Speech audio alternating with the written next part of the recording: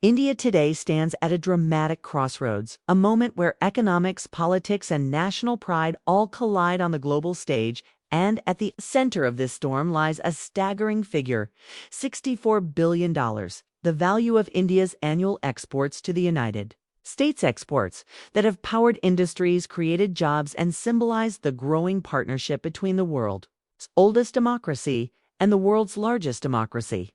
But now, with rising tensions between New Delhi and Washington, whispers are growing louder, fears are deepening.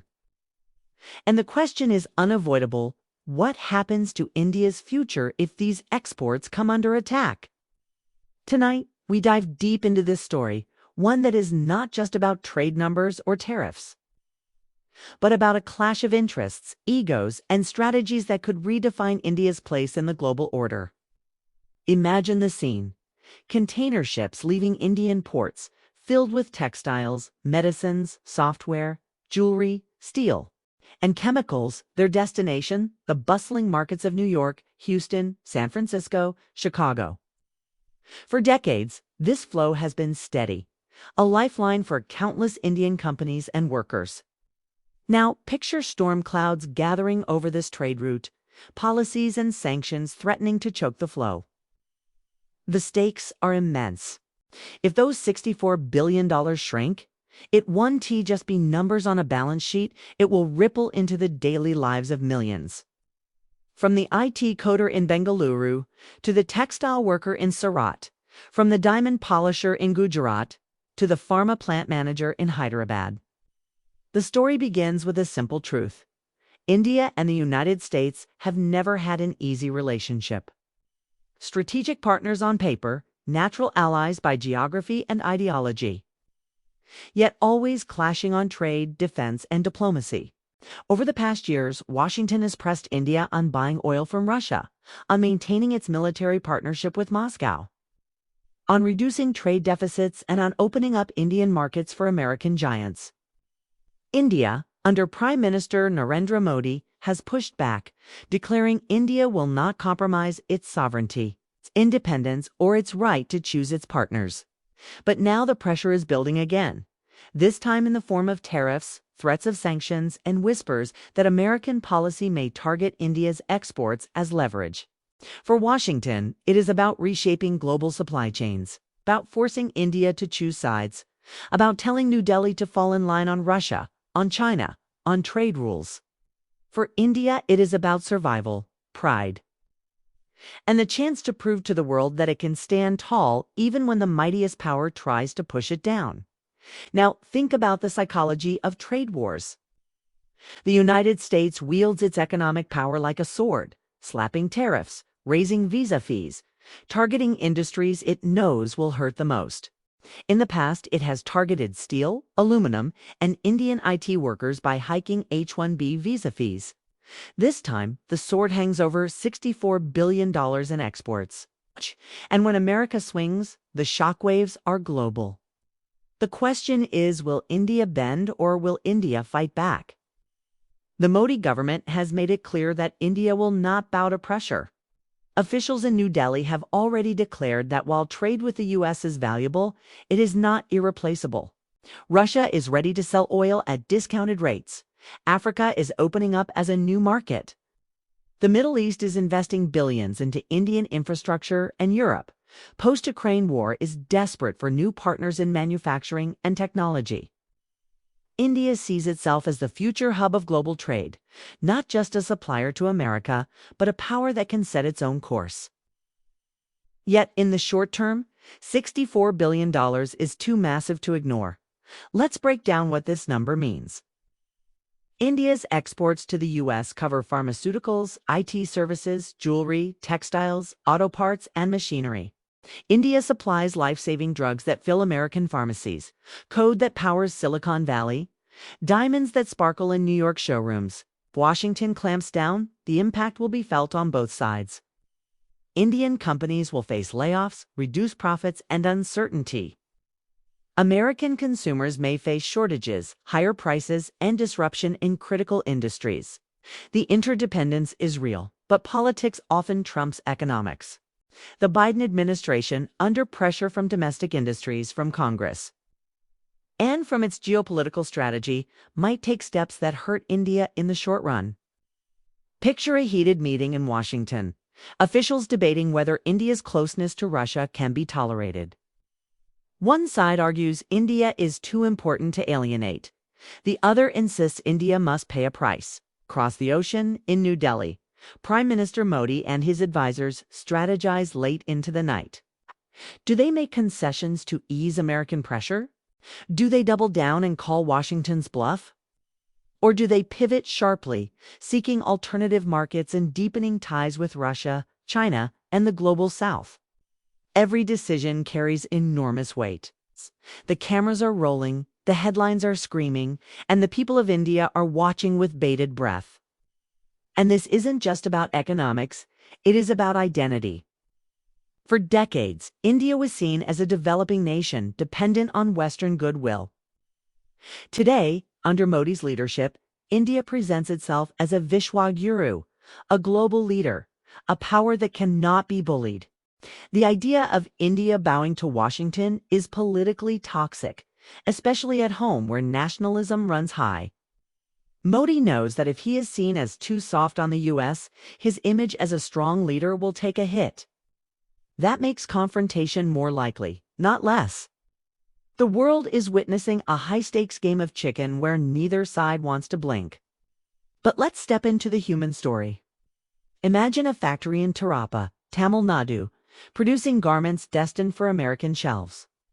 Orders suddenly drop. The machines slow down. Workers are sent home. A small diamond polishing unit in Surat struggles as U.S. buyers cancel shipments. An IT engineer in Pune, whose project depends on American contracts, suddenly finds the deal on hold. This is the silent impact of geopolitics, where decisions taken in Washington echo into Indian homes thousands of miles away. And yet, at the same time, some see opportunity. Indian policymakers argue that trade disruptions may accelerate India's diversification, pushing companies to explore African, Latin American, and Southeast Asian markets. India's Make in India campaign could get a new boost as global firms look for alternatives to China. What looks like a threat could become a stepping stone. There is also the role of global perception. Washington has often used economic pressure to bend nations, from Iran to China, from Turkey to Russia. But India is different. It is not a minor power. It is a nation of 1.4 billion people, the fastest growing major economy, a country that many in the West need to counterbalance China. If America goes too far, it risks pushing India into the arms of Moscow and Beijing, precisely what Washington wants to avoid. This delicate balance means that while threats may be made, there will also be restraint. Both sides know they need each other. The U.S. needs India in Asia. India needs U.S. markets and technology. This mutual dependence makes the standoff unpredictable and dramatic. Now imagine the media coverage. Indian channels blasting graphics. US threatens $64 billion hit. Experts shouting over each other. Hashtags trending. Opposition leaders attacking the government for mismanaging ties. In America, lawmakers raising concerns about outsourcing, about trade deficits, about jobs being shipped overseas. The narrative becomes emotional, nationalistic, and public pressure grows on both sides. This is not just a trade dispute. It is a battle for hearts and minds, for political points, for global image. The spectacle itself adds to the tension, making compromise harder. The long-term implications are enormous. If India weathers this storm, proves it can survive without bowing to US demands, it will emerge stronger, more independent, more respected globally. If, however, India suffers significant damage, if industries collapse, if unemployment spikes, the cost will be high. The Modi government's handling of this crisis could define its legacy, just as Nehru's handling of non-alignment defined his. India's message to the world is clear. We will not be dictated to. The U.S. message is equally blunt. Our interests come first. Somewhere in between lies the outcome that will shape the next decade of global politics. The world is shifting. The Ukraine war has upended energy flows. China is asserting itself aggressively. The Middle East is realigning with new power centers. In this chaos, India sees a chance to rise, to claim leadership of the global South, to be the voice of emerging economies. Washington sees India as both a partner and a problem, too big to ignore, too independent to control. This duality defines their relationship, and the $64 billion export question is just the latest flashpoint. The story doesn't end here. Behind closed doors, diplomats are negotiating, business leaders are lobbying, and ordinary workers are praying for stability. Every policy change, every statement from Biden or Modi, every headline can move markets, shift perceptions, and alter the trajectory of this conflict. The drama is real, the consequences are huge, and the world is watching closely. So, where do we go from here? Perhaps toward a compromise where India makes symbolic concessions while keeping its core independence intact. Perhaps toward escalation, with tariffs and retaliations shaking both economies. Or perhaps toward a quiet recalibration, where both sides, realizing their mutual need, step back from the brink. What is certain is that the story of India's $64 billion exports is no longer just about trade. It is about sovereignty, about pride, about power in the 21st century. It is about whether India can stand tall in the face of pressure, whether the U.S. can adapt to a world where it is no longer the sole superpower, and whether this partnership can survive the storms of politics and ego. Ladies and gentlemen, as we watch this drama unfold, remember this. History is not written by the numbers on trade balance sheets, but by the choices leaders make in moments of crisis. Modi, Biden, and the millions whose livelihoods hang in the balance will decide how this chapter is written.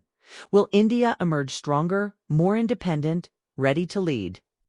Or will the weight of $64 billion prove too heavy? Only time will tell. But one thing is certain, this is not just about exports. 'Tis about the future of India's place in the world.